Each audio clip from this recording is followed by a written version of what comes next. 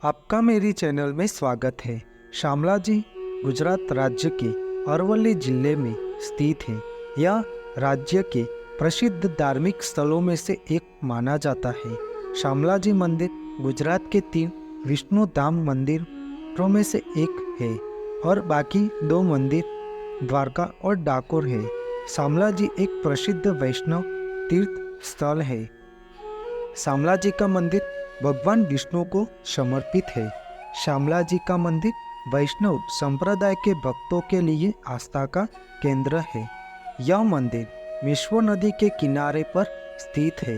बिल्कुल सटी हुई घाटी से होकर मिश्व नदी इसके चट्टानी आधार को प्रक्षालित करती है और हरी भरी पहाड़ियों के बीच एक भव्य प्राकृतिक झील का जल अत्यंत सौंदर्यपूर्ण चमक बिखेरता है। क्योंकि यह मेवाड़ की सीमा पर स्थित है, जो गुजरात क्षेत्र का एकदम अंत और राजस्थान राज्य की शुरुआत है। यह मंदिर अपनी कलाकृतियों और चतुर्भुज विष्णु के पूजा में गदा धारण की मूर्ति के लिए प्रसिद्ध है। साक्षी गोपाल या गदाधर भगवान विष्णु का एक कला प्रस्तुतिकरण है, जिसे शामलाजी मंदिर में पूजा जाता है। यह श्री कृष्ण के दुर्लभ मंदिरों में से एक है। यहाँ गायों की मूर्तियों की भी पूजा की जाती है, जो उनके बचपन को गाय चराने वाले बालक के रूप में चित्रित करती है। वैष्णव संप्रदाय के लिए शामलाजी भारत में 154 सबसे महत्वपूर्ण स्थलों में से एक है। भगवान विष्णु के एक स्वरूप शामलाजी को समर्पित वर्तमान मंदिर संभवत 11वीं शताब्दी में चालुक्य शैली में शुरू किया गया था, लेकिन वर्तमान संरचना 15वीं-16वीं शताब्दी की है। अभयारण्य में विष्णु की मूर्ति संभवत 7वीं-8वीं शताब्दी की है और सामने के छोटे मंदिर में शिव की 6ठी शताब्दी की मूर्ति है। सबसे पुराना अक्षुण मंदिर 9वीं शताब्दी का छोटा हरिश्चंद्रानी चौरी मंदिर है, जिसके पास ही एक प्रवेश द्वार है। इस स्थान के आसपास मंदिरों के कई खंडर, बिखरी हुई मूर्तियाँ और पुराने ईंटें इस स्थान की प्राचीनता को स्थापित करती है। सफ़ेद बलुआ पत्थर और ईंटें से निर्मित यह एक प्रवेश द्वार वाली दीवार से घिरा हुआ है। यह 2 मंजिलों का है, जो खंभों पर टिका हुआ है और प्रत्येक तरफ मेहराब के साथ एक छतरी है। समृद्ध नक्शीदार पत्थर और इसके ऊपर इमारत के ठीक चारों ओर पत्थर में नक्शीदार हाथियों के सिर और अग्रभाग की एक झालर है। इसके ऊपर एक बहुत ही घिसा पीटा चित्र वल्लर है, जो बांस, राहत, धनुष के साथ घोड़े पर सवार पुरुषों और जानवरों की आकृतियों से भरा हुआ है। हाथी एक बहुत ही सामान्य प्रतीक है।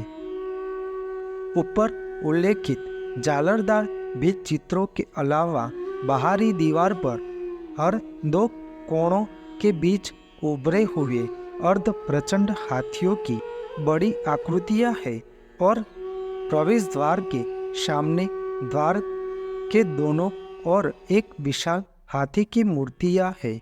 शामलाजी मंदिर के ऊपर एक पिरामिड आधारित टावर चपटी भुजाओं वाले ऊंचे कंधों वाले शंकु की तरह एक शिखर में उगता है। छत के अग्रभाग में कई छोटे गुंबद हैं, जो एक सपाट छत से निकलते हैं या बल्कि एक सपाट टेबरिट छत से निकलते हैं। यहाँ और वहाँ गुंबद है, जिनमें से बड़े सबसे बड़ा केंद्र में है। छत के बाहर सभी कोणों पर जानवरों और वर्णनालों की आकृतियां हैं।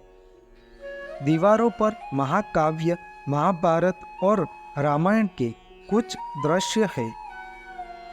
श्यामला जी के मंदिर के निर्माण से जुड़ी 3 अत्यंत रोचक कथाएं हैं। प्रथम कथा के अनुसार ब्राह्मणों ने एक बार पृथ्वी पर स्थित सर्वश्रेष्ठ तीर्थ खोजने के लिए यात्रा शुरू की। उन अनेक स्थानों का भ्रमण करने के बाद वे श्यामला जी आए, जिसे उन्होंने अत्यधिक प्रसन्न किया और यहाँ उन्होंने 1000 वर्ष तक तपस्या की। इस तपस्या से प्रसन्न होकर भगवान शिव ने उन्हें यहाँ एक यज्ञ करने को आदेश दिया। यज्ञ के आरंभ में भगवान विष्णु ने यहाँ स्वयं को श्यामला जी के रूप में प्रतिष्ठित किया। द्वितीय कथा यह है कि देवताओं के वास्तुकार विश्वकर्मा ने इस मंदिर का निर्माण मात्र 1 रात्रि में ही किया, लेकिन इसे पूरा करते हुए सुबह हो गई और वे इसे अपने साथ नहीं ले जा सके, जिससे यही स्थापित हो गया। तृतीय कथा के अनुसार एक आदिवासी ने अपने खेत की जोताई करते समय श्यामला जी की मूर्ति प्राप्त की। वह हर रोज एक दीपक जलाकर इसकी पूजा करता था और इसके वरदान स्वरूप उसके खेतों में भरपूर फसल उपजती थी। इसे जानकर एक वैष्णव सौदागर ने मंदिर बनवाया और मूर्ति को वहां प्रतिष्ठित किया, जिसके बाद में ईंदार शासकों द्वारा सौंदर्यकरण कराया गया।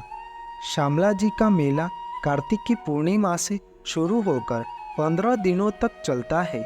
इस मेले में पशुधन बेचा जाता है। वह खरीदने के दूर दूर से लोग आते हैं।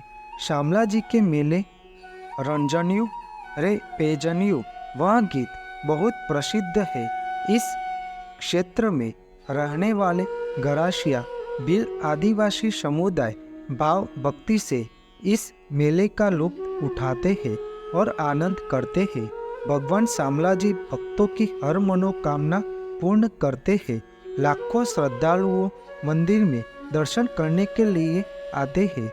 आपको मेरी यह माहिती अच्छी लगी हो तो मेरी चैनल को लाइक, शेयर, कमेंट, सब्सक्राइब करें और बेल आइकन को दबाना ना भूलें। जय स्वामीनारायण।